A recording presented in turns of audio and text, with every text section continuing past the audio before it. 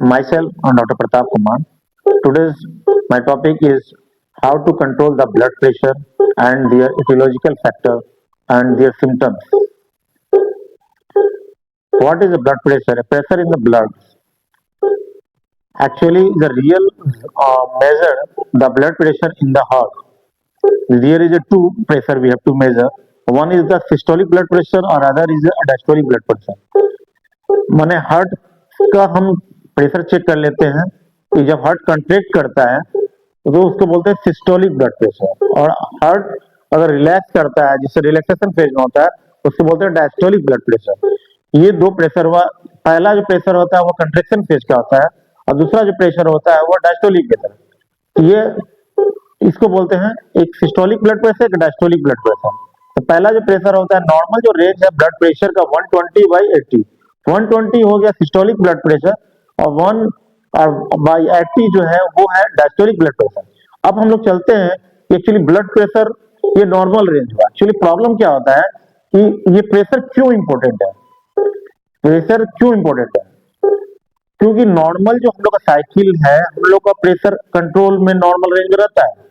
अगर इसी रेंज से अगर प्रेशर बढ़ जाता है तो आदमी को सिम्टम्स अलग हो जाता है। क्या कारण है ये जानकारी होना चाहिए, क्या क्या उसका लक्षण आता है ये जानकारी होना चाहिए। जो टॉपिक का जो मेरे चैनल है मेडिको सीखो एंड सिखाओ में, इस टॉपिक को हम इसलिए लिए हैं कि वर्ल्ड में 33% जो है आदमी सफर कर रहा है hypertension disease means blood pressure से सफर कर रहा है, और इंडिया में 30% है और रूरल में कम 28% है और अर्बन में 30% है।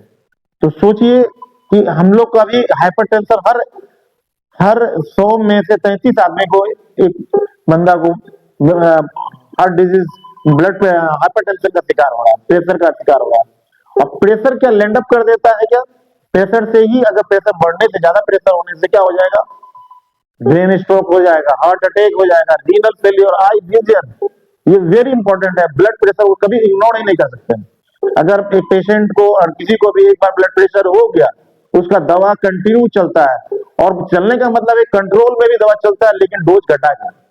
अब हम लोग चलते हैं इसका एक लिए, इसमें देखिए ये इसमें दिखाए हैं कार्टून में, ये ब्लड प्रेशर 160/100, ये hypertension means more than 140/90 according to WHO।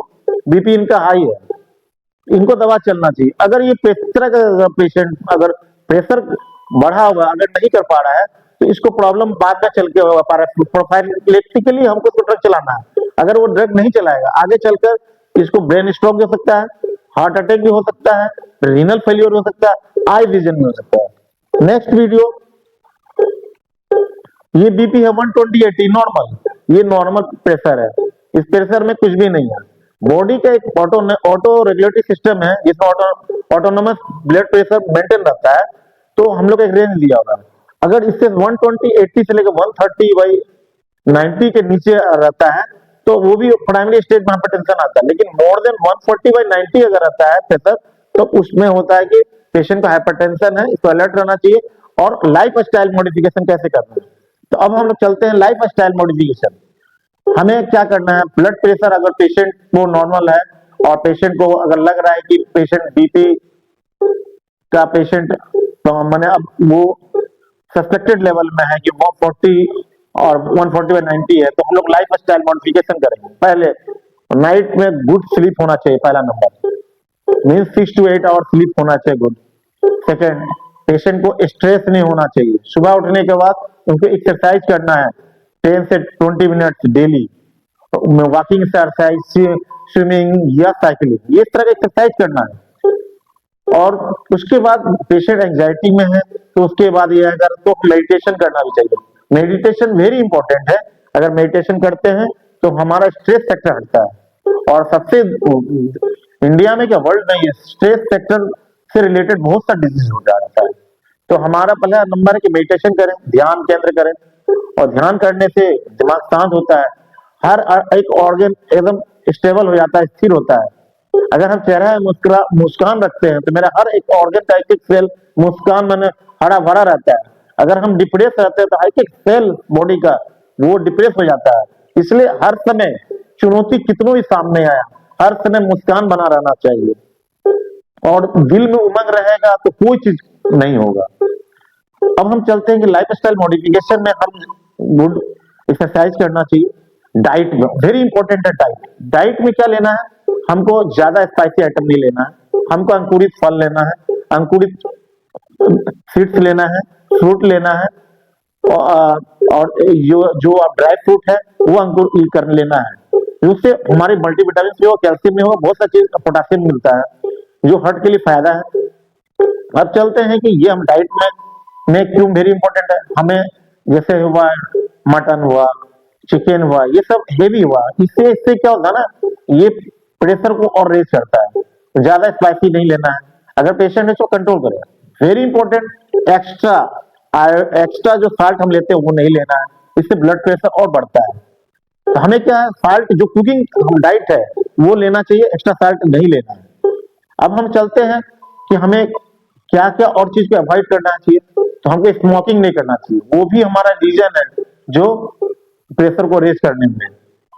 हमें अल्कोहल को भी स्टॉप करना चाहिए, अल्कोहल भी नहीं लेना चाहिए।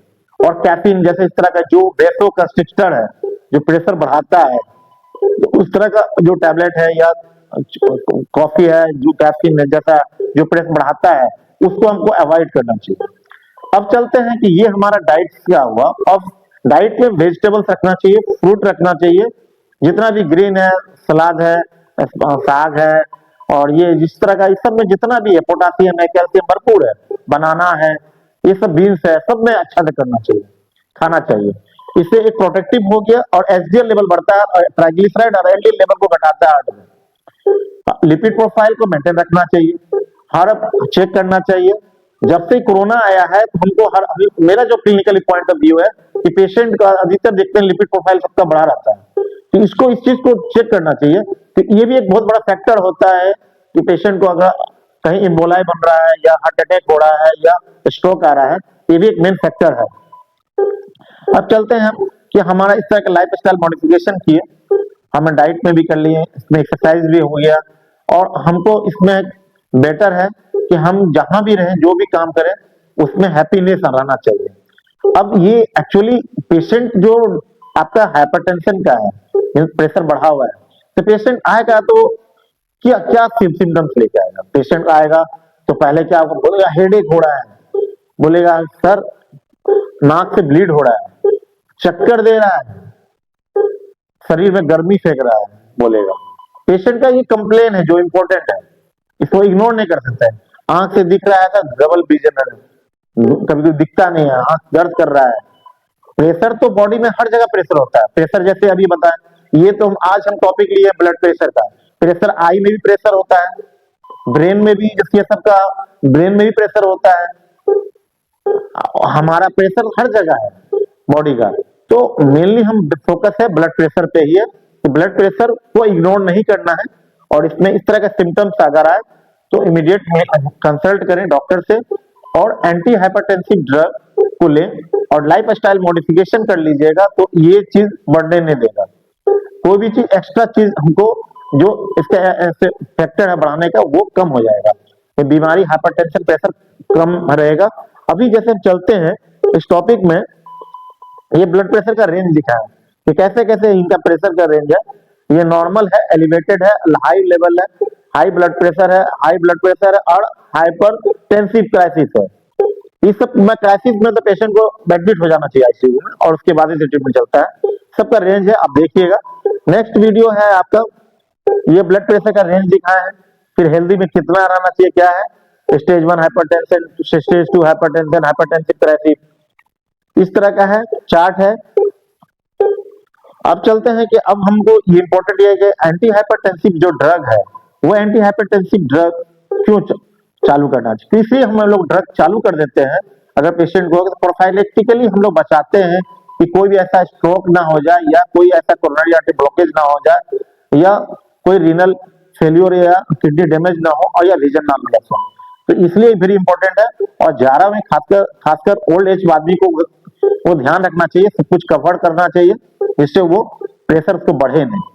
प्रेशर बढ़ने का फैक्टर बहुत सा चीज है, आपके कोल्ड है, कोई सा ट्यूमर है, इटियोलॉजी इसका, कोई कोई डिजीज है, तो प्रेशर बहुत सा चीज से बढ़ सकता है। लेकिन ओल्ड एज में एथेरोस्क्लेरोसिस है, यंग में अभी भी देखा जा रहा है, हार्ट का प्रॉब्लम ज्यादा देखा जा रहा है।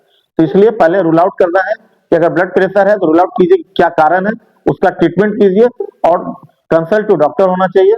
और जो दवा एंटी हाइपरटेंसिव ड्रग एक बार चलता है तो चालू रखना चाहिए। अगर एक्सरसाइज कर रहे हैं, प्रेशर कंट्रोल हो रहा है तो ड्रग का डोज घटना चाहिए। इसका मतलब ये नहीं है कि हाइपरटेंसिव में प्रेशर अगर कंट्रोल हुआ तो हमको हमको दवा को जो है बंद कर देना नहीं चाहिए। दवा लो डोज चलता है, दवा एकदम बंद नहीं करना चाहिए। वो पेशेंट लैंड अप में हो जाता है जिसको प्रेशर से ज्यादा बीमारी हो जाता है। क्यों? क्योंकि वो बस स्टॉप कर देता है, फिर प्रेशर बढ़ जाता है। तो दवा चलते रहना चाहिए। या तो डायबिटीज हो, हाइपरटेंशन हो, थायराइड हो, any other long systemic disease है, उसका दवा कंटिन्यू चलना चाहिए, कंट्रोल में रहना चाहिए, दवा बंद नहीं होनी चाहिए।